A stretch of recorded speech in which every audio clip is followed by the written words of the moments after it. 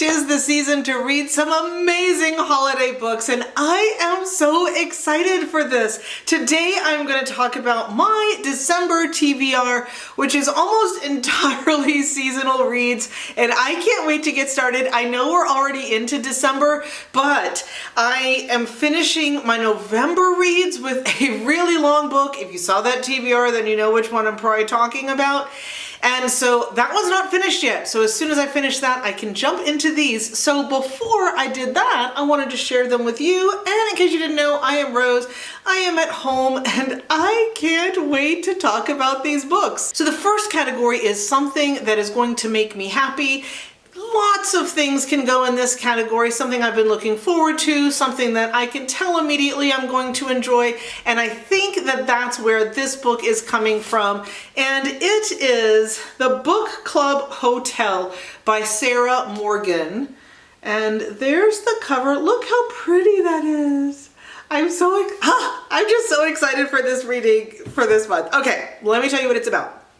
Nestled in rural Vermont's snowy landscape is Maple Sugar Inn, the boutique hotel Hattie Coleman and her husband Brent lovingly restored. But when Brent died a month after the opening, it was left to Hattie to carry on alone. With its historic charm and picture-perfect library, it's considered the winter destination. And as the holidays approach, the inn is fully booked with guests looking for their dream vacation. But widowed, far too young, and exhausted from juggling the hotel while being a dedicated single mom, Hattie dreams only of making it through the festive season. When Erika, Claudia, and Anna, lifelong friends who seem to have it all, check in for a girlfriend's book club holiday, it changes everything. Their close friendship and shared love of books have carried them through life's ups and downs. But Hattie can see they're also packing some major emotional baggage, and nothing prepares her for how deeply her own story is about to become entwined in theirs. In the span of a week, over the most enchanting time of the year, can these four women come together to improve each other's lives and make this the start of a whole new chapter? Doesn't that sound like an awesome holiday read? I am so here for this.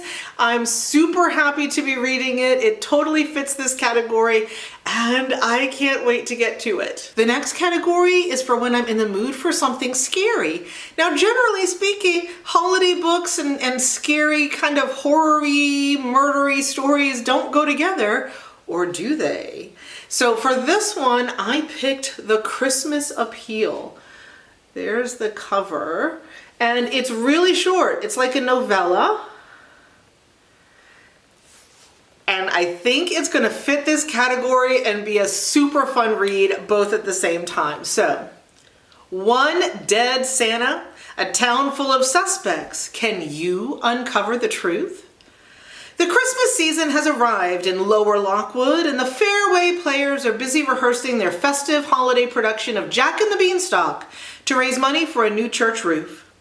But despite the season, goodwill is distinctly lacking amongst the amateur theater enthusiasts, with petty rivalries, a possible asbestos-filled beanstalk, and some perennially absent players behind the scenes. Of course, there's also the matter of the dead body on stage. Who could possibly have had the victim on their naughty list? Join lawyers Femi and Charlotte as they investigate Christmas letters, examine emails, and pore over police transcripts to identify both the victim and the killer before the curtain closes on their holiday production for good.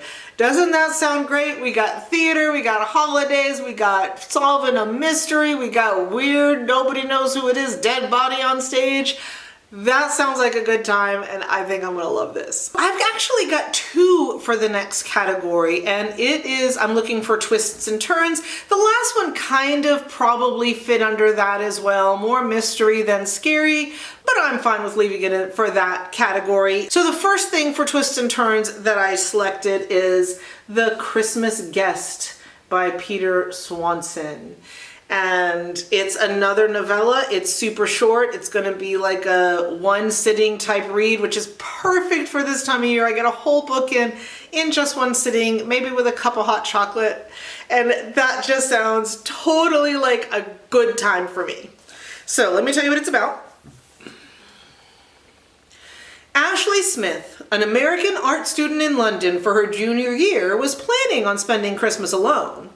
But a last-minute invitation from fellow student Emma Chapman brings her to Starwood Home, country residence of the Chapman family.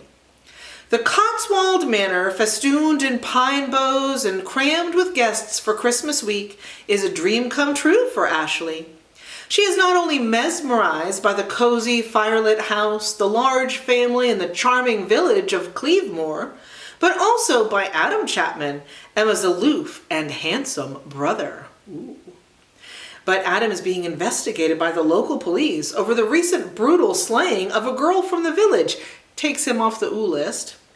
And there is a mysterious stranger who haunts the woodland path between Starwood Hall and the local pub. Ashley begins to wonder what kind of story she is actually inhabiting. Is it a grand romance, a gothic tale, or has she wandered into something far more sinister and terrifying than she'd even imagined?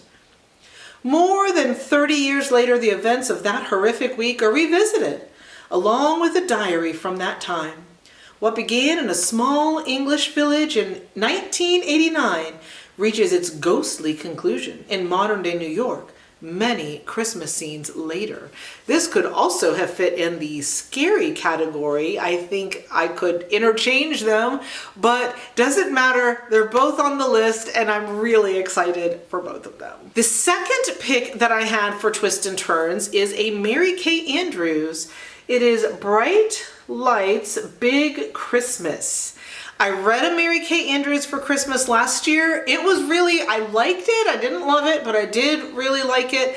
I have read some Mary Kay Andrews that I absolutely am over the moon for, and so I'm hoping that this is going to be like that. So let me tell you what it's about. It's a long way from a Christmas tree farm in the mountains of North Carolina to a certain street corner in Greenwich Village. But Carrie Tolliver, newly unemployed and romantically unattached, reluctantly agrees to make the trek and live in a tiny vintage camper with her gruff older brother and his dog, Queenie, out of family loyalty. Selling Christmas trees at the family stand on a sidewalk in New York City, Carrie is startled to find herself beginning to feel at home with this quirky little corner of the city and succumbing to the charms of Patrick, a single dad, and his adorable dragon-loving son, Austin. When a secretive elderly neighbor goes missing with the holidays fast approaching, Carrie discovers her new friends have become family, and maybe more. Surrounded by warm childhood memories, sparkling possibility, and the magic of Christmas, will this small town girl surrender her heart to the bright lights of the big city? So I put it here because of the missing neighbor part. I'm not for sure that it fits, but not super long, heavy on the holiday, and it sounds like a great time. The next category is I Want a Good Cry, and I thought that this would fit the bill. It is called One Christmas Morning. It is by Rachel Greenlaw. Did I say that right? Yes. And if I'm understanding correctly, it's like a Christmas Carol retelling, and it sounded really good, but also heavy with the feels and like it might be a tearjerker. So let me tell you what it's about. Eva has spent the past 3 years burying herself in her work, trying to forget the heartbreaking events of the Christmas that ripped her world apart. This year, the last thing she wants is to attend her friend's week-long Christmas party. But at her husband James's insistence, here they are. When Eva, overwhelmed by bittersweet memories, tries to sneak back to London in the middle of the night, she is visited by the ghost of her beloved grandmother. Gran tells Eva that if she doesn't face her fears head on and stop shutting out her loved ones, she risks losing them all forever. When Eva wakes up on Christmas morning, she finds herself living not her own life, but that of her hard-working assistant, Diana, whose overflowing inbox isn't the only secret she's been keeping. The next day, Eva wakes on Christmas morning again, this time in the body of her best friend's little sister. As Eva lives the same day again and again through the perspectives of her friends, she glimpses the lives of those she has been pushing away. With each new day comes a new lesson and an insight into the secrets and struggles her loved ones have been hiding. To move forward, Eva must let go of the past. But is it too late to fix her future? Does that not sound absolutely amazing? I think it's going to be very hard. It's another short one, but I think it's going to be so heartfelt. I think it's going to have all of the things and give me all of the feels, and I am so excited for this one. So the next category is I want an escape. And this is a category for fantasy or sci-fi. And if you've been watching my last few videos, you know what this is going to be. It is Kingdom of Sweets, and it was by Erika Johansen. And this is a fantasy book retelling of the Nutcracker. And I am so excited for it. So let me tell you specifically what's going on here. Light and dark. This is the cursed birthright placed upon Clara and Natasha by their godfather, Drosselmeyer, whose power and greed hold an entire city in his sway. Charming Clara, the favorite, grows into a life of beauty and ease, while Natasha is regulated to her sister's shadow, ignored and unloved. But Natasha seizes the opportunity for revenge one Christmas Eve when Drosselmeyer arrives at the family gala with the Nutcracker, an enchanted gift that offers entry into an alternate world, the Kingdom of Sweets. Following Clara into the glittering land of snow and sugar, Natasha discovers a source of power far greater than Drosselmeyer, the Sugar Plum Fairy, who offers her own wondrous gifts and chilling bargains. But as Natasha uncovers the truth about a dark destiny crafted long before her birth, she must reckon with forces both earthly and magical, human and diabolical, and decide to which world she truly belongs. Whew. I am so excited for this one. This just sounds amazing. It's been on my list for a while. It finally came out. I got it from Book of the Month and I can't wait. The next category is I'd like a challenge, and I put this book here just for length. If you've noticed, a lot of the things that I've picked so far have been fairly short or medium. This one is a little on the longer side, and yes, this is a long TBR, but I have 11 days off in December and not a whole lot going on.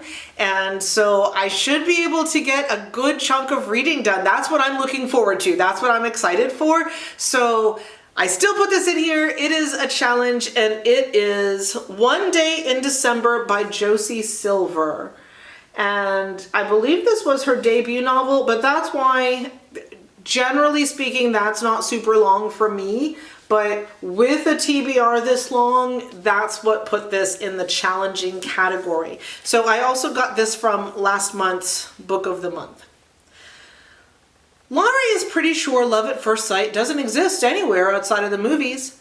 But then, through the mist on a bus window one snowy December day, she sees a man that she knows instantly is the one.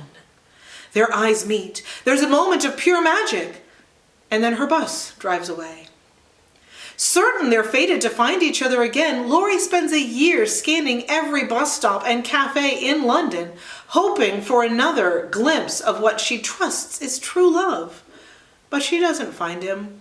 Not when it matters, anyway. Instead, they reunite at a Christmas party where her best friend, Sarah, giddily introduces her new boyfriend, Jack, the man from the bus, to Laurie.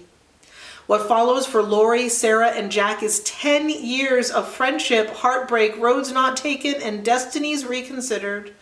One Day in December is a joyous, heartwarming, and immensely moving love story, and a reminder that fate takes inexplicable turns along the route to happiness.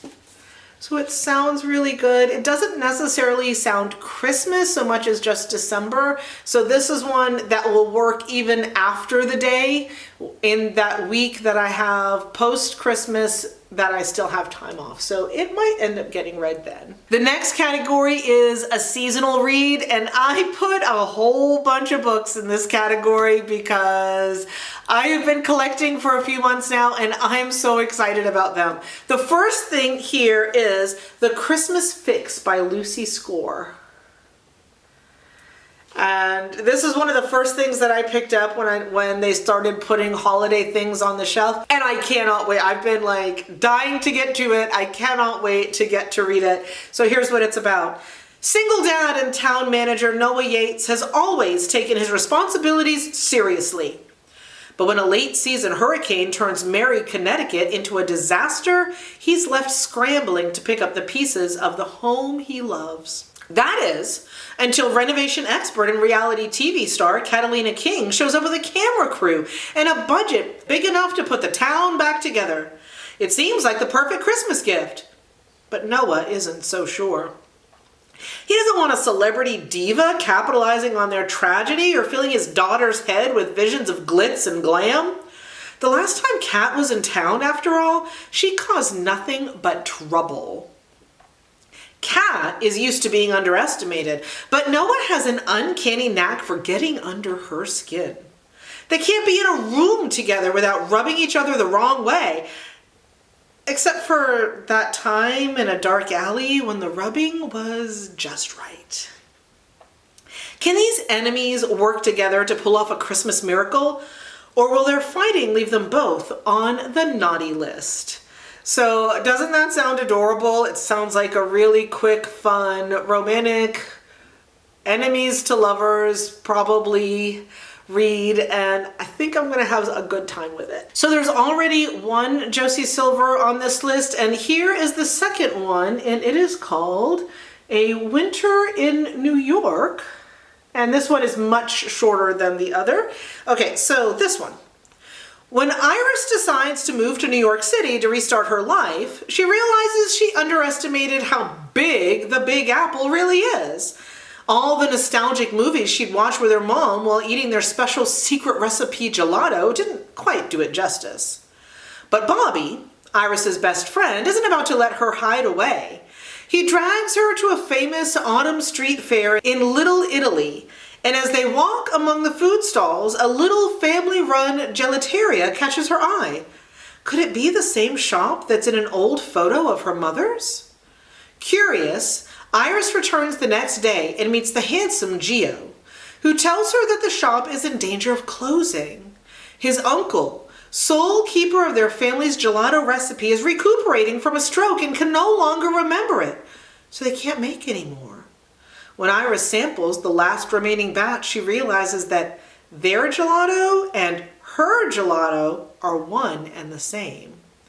But how can she tell them she knows their secret recipe when she's not sure why Gio's uncle might have given it to her mother in the first place?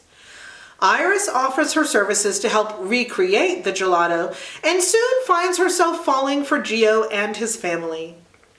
But when Gio's uncle finally recovers, all the secrets Iris has been keeping threaten to ruin the new life and new love she's been building all winter long.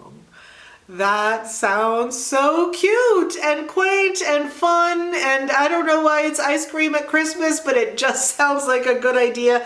It's not super long, and I think it's going to be a nice, fun read. The next thing I picked up is a Tessa Bailey, and I've been wanting to read some of her stuff, and it is Tessa Bailey's Wreck the Halls. How great of a title is that? And look at that cute cover.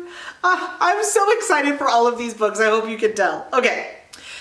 Melody Gallard may be the daughter of music royalty, but her world is far from glamorous. She spends her days restoring old books and avoiding the limelight. One awkward tabloid photo was enough, thanks. But when a producer offers her a lot of money to reunite her mother's band on live TV, Mel begins to wonder if it's time to rattle the cage, shake up her quiet life, and see him again. the only other person who could wrangle the rock and roll divas. Beat Dawkins, the lead singer's son, is Melody's opposite. The camera loves him. He could charm the pants off anyone, and his mom is not a potential cult leader. Still, they might have been best friends if not for the legendary feud that broke up the band. When they met as teenagers, Mel felt an instant spark, but it's nothing compared to the wild, intense attraction that builds as they embark on a madcap mission to convince their mothers to perform one last show. While dealing with rock star shenanigans, a 24-hour film crew, brawling Santas, and mobs of adoring fans, Mel starts to step out of her comfort zone. With Beat by her side, cheering her on, she's never felt so understood. But Christmas Eve is fast approaching, and a decades-old scandal is poised to wreck everything. The Steelbird reunion, their relationships with their mothers, and their newfound love. That sounds like it's also going to be super, super fun. I am so here for it, and I think I'm going to really enjoy this. Okay, so the next pick in the seasonal category, A Holly Jolly Ever After. And I don't know if you can tell, but there's like foil on the cover, and you know, they got me good with this one. It is by Julie Murphy and Sierra Simone. Okay. Callum Lieberman is the funny one, as the arguably lesser of the three former members of the boy band Inc. He enjoyed his 15 minutes of fame and then moved home, where he opened a regional pizza chain called Slice Slice Baby. He's living his best dad bod life, hooking up with bridesmaids at all his friends' weddings. But after an old one-off sex tape is leaked and quickly goes viral, Callum decides he's ready to step into the spotlight again, starring in a sexy Santa biopic for the Hope Channel. Winnie Baker did everything right. She married her childhood sweetheart, avoided the pitfalls of adolescent stardom, and transitioned into a stable acting career as an adult. Heck, she even waited until marriage to have sex. But after her perfect life falls apart, Winnie is ready to redefine herself. And what better way to do that than to star in a steamier than a steaming hot mug of cider Christmas movie? With decade-old Hollywood history between them, Winnie and Callum are both feeling hesitant about their new situation as co-stars. Especially Winnie, who can't seem to fake on-screen pleasure she's never experienced in real life. She's willing to do the pleasure research, for science and artistic authenticity, of course. And there's no better research partner than her bridesmaid sex tape Hall of Fame co-star Callum. But suddenly, Callum's teenage crush on Winnie is bubbling to the surface, and Winnie might be catching feelings herself. They say opposites attract, but is this Holly Jolly Ever After really ready for its close-up? So I guess this is going to be steamy. And so if I end up in the mood for steamy during this season, I know which one to pick up. The last pick in the seasonal category is Christina Lauren's In a Holidaze. And I got this from Book of the Month a few months ago, and I'm really excited for it. I did enjoy The Unhoneymooners that I read from them. It's two people, in case you didn't know, Christina and Lauren. But I'm hoping it is at least as good as that one, and then I know I'm gonna enjoy myself a good bit. So, plot. It's the most wonderful time of the year, but not for Maylin Jones. She's living with her parents, hates her going nowhere job, and has just made a romantic error of epic proportions. But perhaps worst of all, this is the last Christmas May will be at her favorite place in the world, the snowy Utah cabin where she and her family have spent the holidays every year since she was born, along with two other beloved families. Mentally melting down as she drives away from the cabin for the final time, May throws out what she thinks is a simple plea to the universe. Please show me what will make me happy. The next thing she knows, tires screech and metal collides and everything goes black. But when May gasps awake, she's on an airplane bound for Utah, where she begins the same holiday all over again. With one hilarious disaster after another sending her back to the plane, May must figure out how to break free of the strange time loop and finally get her true love under the mistletoe. Jam-packed with Yuletide cheer, an unforgettable cast of characters, and Christina Lauren's trademark downright hilarious hijinks, this swoon-worthy romantic read will make you believe in the power of wishes and the magic of the holidays. So that sounds like a whole lot of fun. I do enjoy a good time loop story. I've read quite a few and I've loved them all, so I think I'm gonna really enjoy this. The next category is I've wanted to read this for a while, and the pick for this one is The Bear and the Nightingale, and it is by Katherine Arden. This book has been out for a while. Look at that beautiful cover. I want to say I got it when it came out. I keep track of, yes, I have my books on my shelf, but I keep track of all my books in Goodreads. And when I'm going through to make my TBR, I use Goodreads. Somehow or another, this didn't end up on my Goodreads list, which is why I never picked it up before now. I want to say it is multiple, it's well before COVID old. So I am going to put it here because it sounds amazing and I think I'm going to love it. And it is, I believe, the first in a trilogy that I believe is finished. So if I do like it, I can get the other two and read the whole thing pretty close together. So, okay. Here's what it's about. At the edge of the Russian wilderness, winter lasts most of the year and the snowdrifts grow taller than houses. But Vasilia doesn't mind. She spends the winter nights huddled around the embers of a fire with her beloved siblings, listening to her nurse's fairy tales.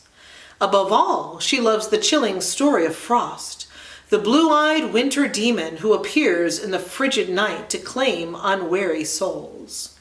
Wise Russians fear him, her nurse says, and honor the spirits of house and yard and forest that protect their homes from evil. After Vasilia's mother dies, her father goes to Moscow and brings home a new wife. Fiercely devout, city-bred, Vasilia's new stepmother forbids her family from honoring the household spirits. The family acquiesces, but Vasilia is frightened, sensing that more hinges upon their rituals than anybody knows. And indeed, crops begin to fail. Evil creatures of the forest creep nearer, and misfortune stalks the village. All the while, Vasilia's stepmother grows ever harsher in her determination to groom her rebellious stepdaughter for either marriage or confinement in a convent. As danger circles, Vasilia must defy even the people she loves and call on dangerous gifts she has long concealed. This in order to protect her family from a threat that seems to have stepped from her nurse's most frightening tales. The Bear and the Nightingale is a magical debut novel from a gifted and gorgeous voice. It spins an irresistible spell as it announces the revival of a singular talent. So it sounds awesome. It's not necessarily Christmas, but it's definitely cold weather. And I think it's going to be a lot of fun and a real good adventure. So I am here for this. The final category that I'm going to fill this month is Ooh Shiny. And it is for something new that you really want to read.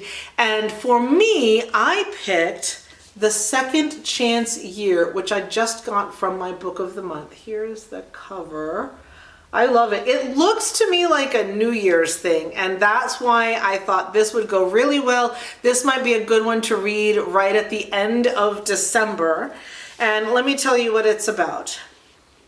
Sadie Thatcher's life had fallen apart in spectacular fashion. In one fell swoop, she managed to lose her job, her apartment, and her boyfriend, all thanks to her big mouth. So when a fortune teller offers her one wish, Sadie jumps at the chance to redo her awful year. Deep down, she doesn't believe magic will fix her life, but taking a leap of faith, Sadie makes her wish, opens her eyes, and nothing has changed. And then, in perhaps her dumbest move yet, she kisses her brother's best friend, Jacob. When Sadie wakes up the next morning, she's in her former apartment with her former boyfriend and her former boss is expecting her at work. Checking the date, she realizes it's January 1st of last year. As Sadie navigates her second chance year, she begins to see the red flags she missed in her relationship and in her career. Plus, she keeps running into Jacob, and she can't stop thinking about their kiss, the one he has no idea ever happened. Suddenly, Sadie begins to wonder if her only mistake was wishing for a second chance.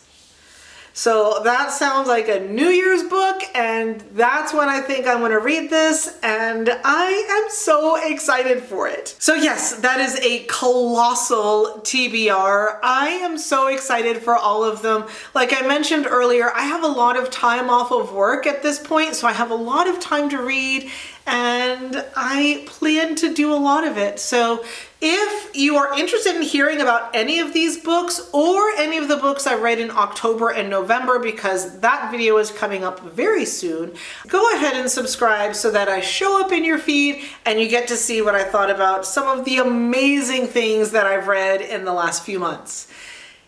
And in the meantime, I really hope that you have an amazing rest of your week and that you get to read some really amazing books. Bye, y'all.